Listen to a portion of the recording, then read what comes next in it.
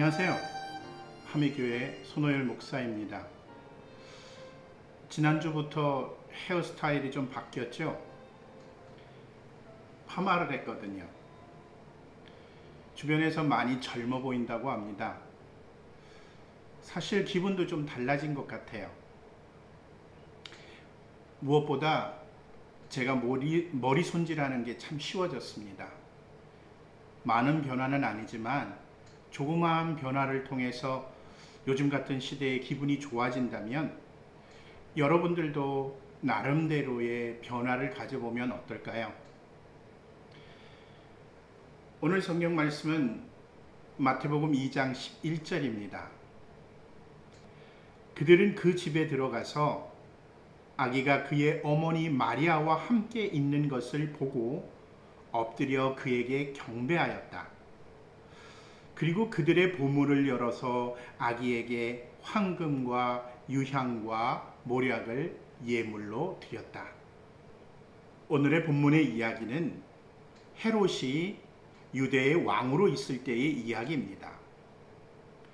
예수님께서는 이미 베들레헴에서 태어나셨어요. 예수님께서 이집트로 피난 가시기 이전에 일어났던 사건입니다. 어느 날 예루살렘에 있는 헤롯 궁으로 동방에서 온 박사라는 사람들이 찾아왔습니다. 그리고 대뜸 하는 이야기가 자신들은 동방에서 왕이 태어날 별을 보고 따라왔다라는 거예요. 그러면서 유대인의 왕이 어디 계시냐라고 묻는 겁니다. 헤롯이 그 이야기를 들었을 때 어떤 마음이 들었겠습니까? 자신은 어렵게 왕이 됐어요. 근데 유대인의 왕이 태어났다. 결국은 자기가 왕위를 뺏길 거라는 느낌이 들었습니다. 그래서 당황했던 거예요. 헤롯은 당대의 대제사장들과 율법학자들을 왕궁으로 불러들여서 회의를 하게 되죠. 그들에게 묻습니다. 그리스도가 어디서 태어나겠느냐? 사실 본인이 왕이었기 때문에 유대인의 왕으로 태어난 사람은 그리스도라는 사실을 헤롯도 알고 있었던 거죠. 하지만 그가 어디서 태어날 것인가에 대한 것은 알지 못하고 있었던 겁니다.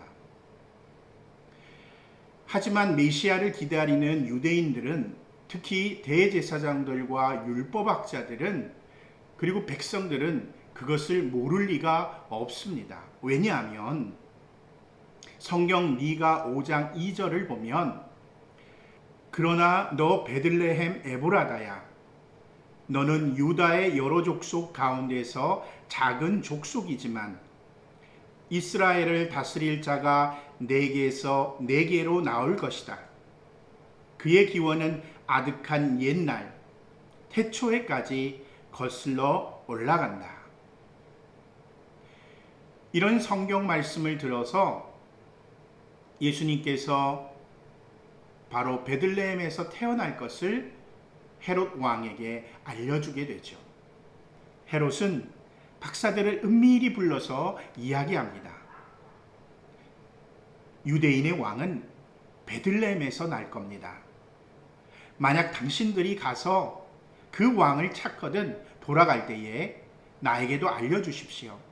나도 경배하고 싶습니다. 그러면서 의미심장한 질문을 하나를 더 던져요. 그게 무엇이냐면 당신들이 별을 본 때가 언제입니까? 라는 사실이죠. 흑심이 있었던 겁니다.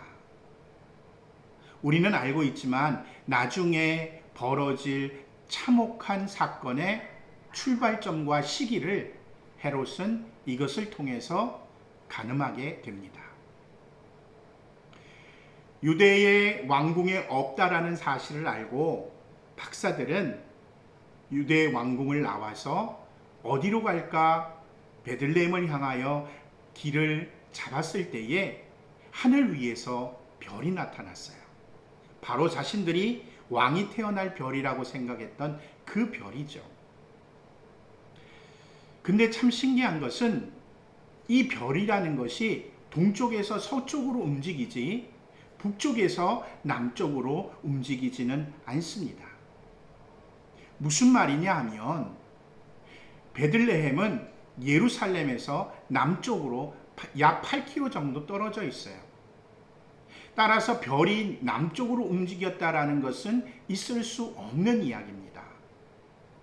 당시에 하나님의 천사를 별로 표현할 때가 많이 있었어요.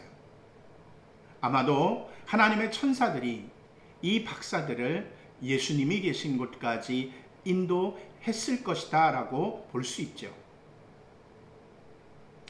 박사들은 이 안내를 따라서 베들레헴에 있는 어느 집으로 찾아들게 됩니다. 그 집은 바로 아기 예수님이 탄생하신 집이죠. 들어가서 그 아기 예수를 이 박사들은 보게 됩니다. 그리고 그 앞에 무릎을 꿇고 경배를 하죠. 그리고 예물을 드립니다.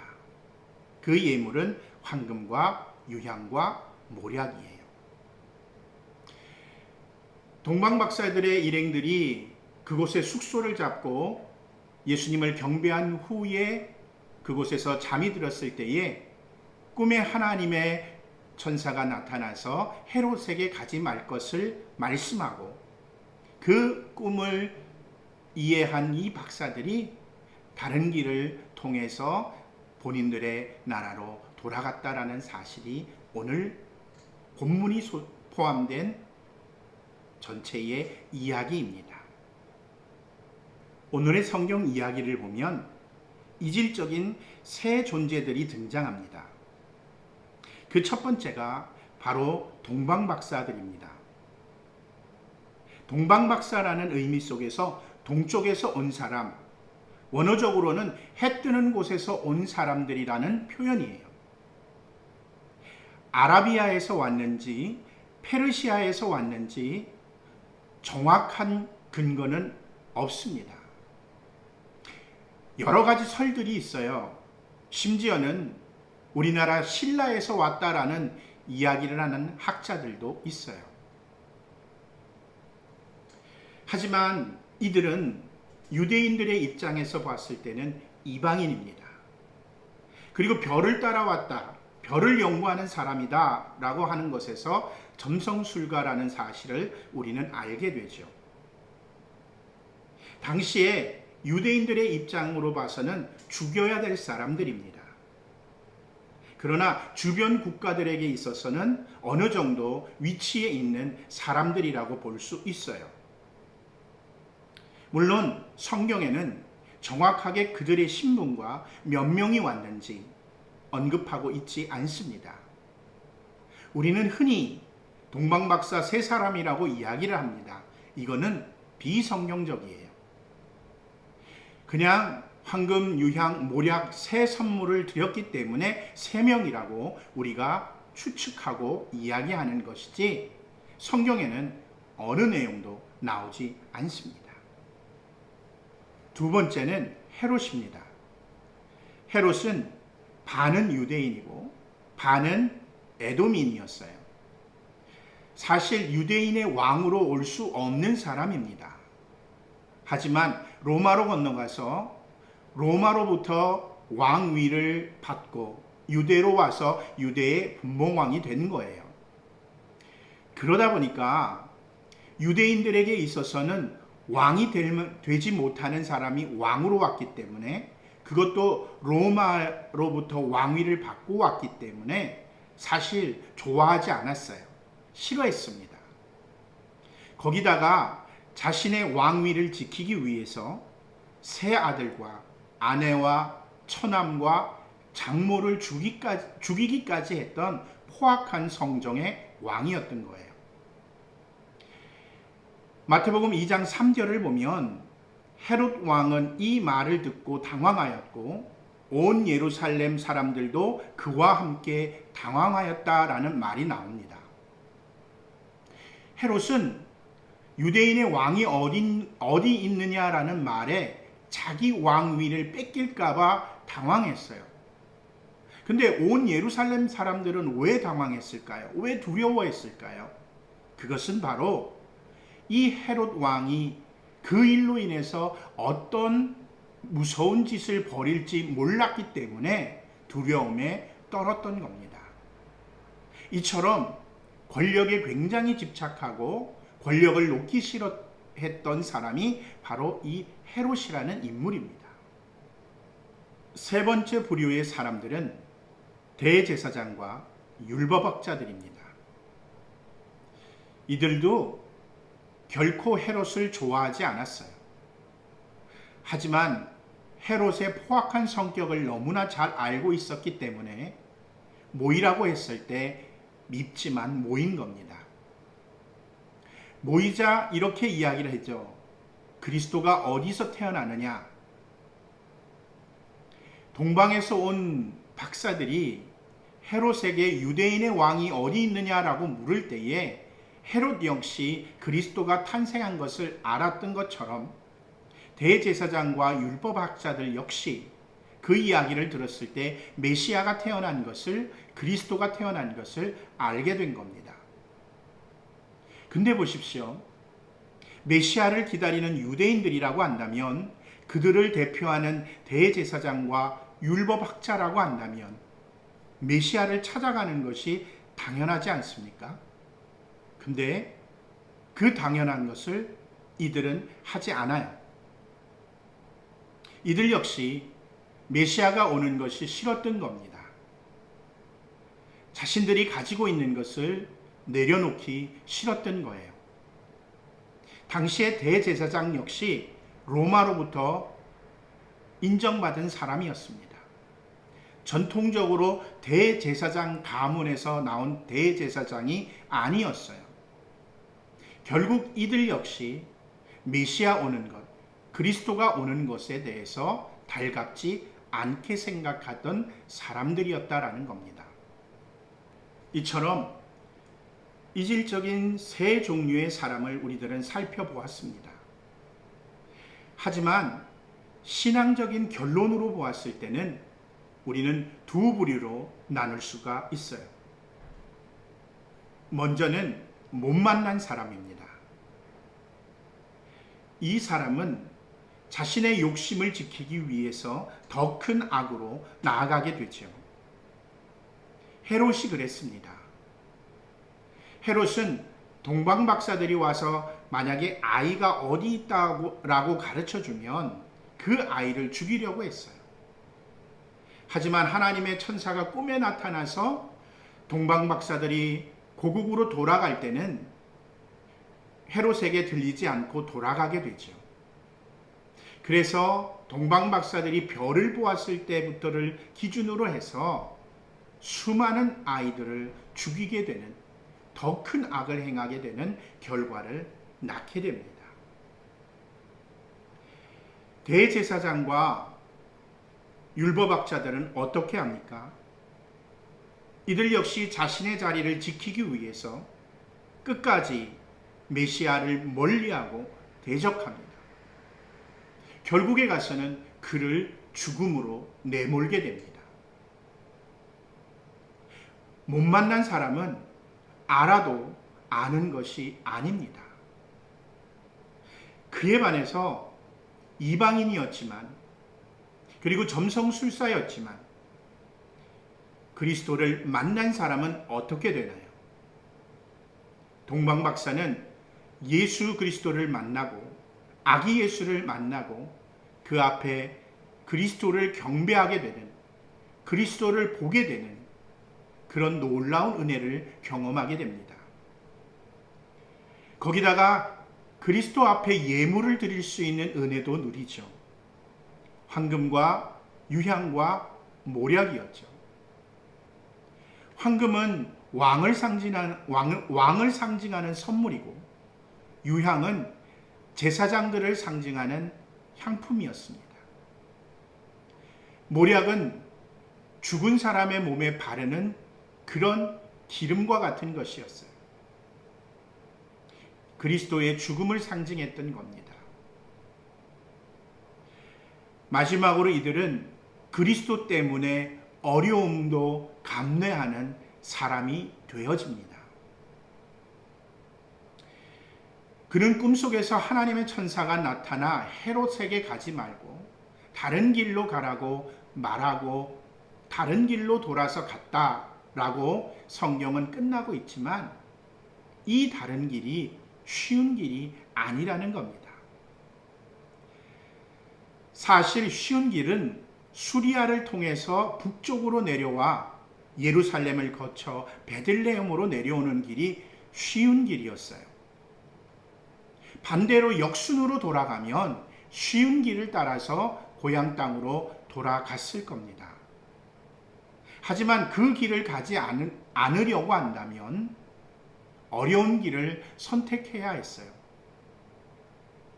앞에서도 잠깐 언급했지만 이들의 신분이 누구인지는 모르지만 당시 주변 국가의 이런 박사들은 거의 귀족 계급 이상의 대우를 받았습니다. 따라서 같이 온 수행원들도 있었을 거예요. 그렇게 본다면 작은 규모가 아니었을 겁니다. 거기다가 동방에서 왔기 때문에 유대인들과는 달랐을 것이고 눈에 띄었을 거예요. 이런 것들을 감안해서 헤롯에게 들키지 않고 돌아갈 수 있는 길은 베들레헴에서 나와서 남쪽으로 내려와 지금 현재 가자가 있는 가자 지구 쪽으로 가서 다시 바닷길을 따라 올라간 다음에 예루살렘을 피해서 동쪽으로 돌아서 고향을 갔어야 했어요. 또 다른 방법은 남쪽으로 내려와서 동쪽으로 와서 아라비아의 광야길을 선택해서 아라비아 상인들이 다니는 그런 길을 따라 올라갔을 겁니다. 이 길은 지금 보이는 사진처럼 광야고 사막이고 힘든 길이었습니다. 그리스도 때문에 그리스도가 누구인지 만나서 알았기 때문에 그런 어려움과 수고도 마다하지 않았다라는 거죠. 지금도 마찬가지 아닐까요? 스스로 안다고 하는 그리스도인, 스스로 안다고 생각하는 목사, 장로, 집사, 권사, 이런 중직들, 그리고 성도들. 하지만 이들이 그리스도를 만나지 못한 사람들이라면, 그런 부류의 존재들이라면 결코 그리스도를 아는 것이 아니죠. 자신의 욕심을 채우기 위하여, 자기의 기득권을 지키기 위하여 예수님을 이용하는 존재들일 뿐이라는 사실입니다. 이들은 기도하는 것도 틀려요. 그리스도를 못 만나면요, 구하는 모든 것이 자기 중심의 욕심을 채우기 위한 기도입니다. 더 놀라운 것은 그리스도를 죽이기까지 합니다. 현대의 그리스도를 죽인다라는 것은 그리스도를 버리는 거예요. 자신의 욕심이 채워지지 않고, 자신의 기득권이 지켜지지 않고, 자기가 원하는 것이 채워지지 않는다고 한다면 그리스도를 버리고 신앙을 버리고 오히려 그리스도를 대적하는 사람으로 전락해버리고 만다라는 겁니다. 정말 슬픈 일이고 괴로운 일이고 하나님 입장에서는 분통 터지는 일이죠. 그에 반해서 만난 사람은 어떻게 되느냐? 겸손하게 예수님을 경배합니다. 그분을 찬양합니다. 그리고 자신의 것을 아깝지 않게 생각해서 그리스도를 위해서 사용합니다. 오해 마십시오. 교회에 헌금으로 많이 드린다라는 의미가 아닙니다. 그리스도가 원하는 부분에 자신의 것이 흘러갈 수 있도록 한다라는 겁니다. 그리고 그리스도 때문에, 믿음 때문에 생기는 어려움을 감내하게 되죠. 무엇보다 중요한 것은 단순히 예수님은 그리스도입니다, 나의 주님입니다, 이런 고백에서 끝나지 않습니다. 자신만의 그리스도를 향한 고백이 있다라는 거죠. 저는 고등학교 때 너무 많이 아팠습니다. 그래서 하나님 앞에 원망했고 하나님을 버렸어요. 하나님을 향해서 당신은 없다라고까지 했던 사람입니다. 근데 그리스도를 만나고 난 다음 저는 그리스도는 저의 완전한 친구입니다 라고 고백하게 됐습니다. 그리스도를 진짜 인격적으로 만나고 나니까 그분이 친구였어요. 아플 때 같이 아파해 주시고, 슬플 때 같이 정말 울어주시고, 그래서 마치 영적으로 끌어안고 엉엉 우는 것 같은 느낌이 들 때가 있었습니다. 만나서 아는 사람은 그런 고백이 터져 나오는 겁니다. 사랑하는 성도 여러분, 저는 여러분들이 그리스도를 만나서 진짜 그리스도가 누구인지를 알기를 원합니다. 그리고 고백하기를 원합니다. 주님은 나의 친구입니다. 주님은 나의 동행자입니다. 주님은 나의 전부입니다. 이런 고백들이 여러분들을 통해서 터져 나오기를 주의 이름으로 간절히 축원합니다. 우리 함께 하나님, 정말 내가 그리스도를 만나서 정확히 그리스도를 알기를 원합니다. 그래서 그리스도를 진실되게 고백하기 원합니다라고 기도하는 시간을 갖겠습니다. 이번 주는 추석 명절입니다. 건강하게 잘 보내시고 다음 주에 뵙겠습니다.